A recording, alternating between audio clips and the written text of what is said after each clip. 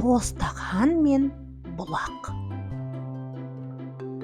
Баяғы заманда Отырар деген қалада ғұлама адам болыпты.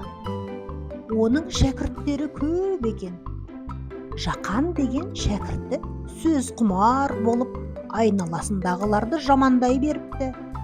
Базарға жұмсаса, сатушыны даттап келеді. Оңаша қалса, шәкірттерді даттайды.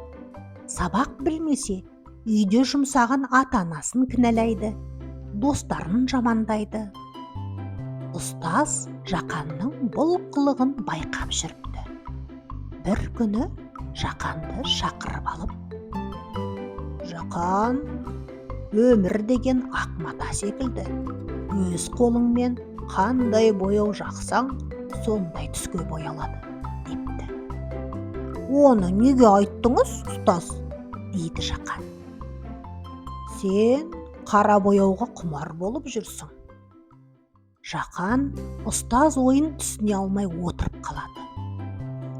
Осы кезде ғұлама алдында тұрған бір тостаған суға бір уыс тұз қосып, «Іш», депті. Жақан ыдысты алып, суды ұрттайды да түкіріп тастайды.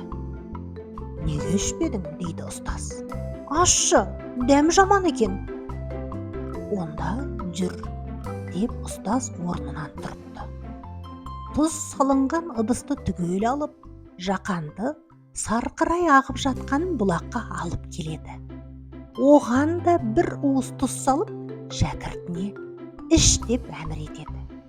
Жақан бұлақ суын сүйсініп, тамсанып ішеді. «Тұздың дәмін сездің бе?» дейді ғұлама.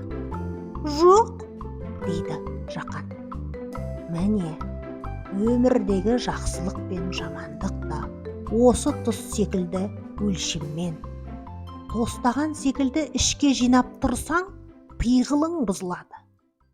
Бұлақ секілді шәй әкетсең, жүрегің таза, өмірің тәтті болады. Бұлақтай бол», дейді ғұлама. Жақан ұстазының ақылын алып, бұдан былай адамдарды жамандауды доғарыпты. Кейін ол да үлкен ғалым, данышпан болған екен.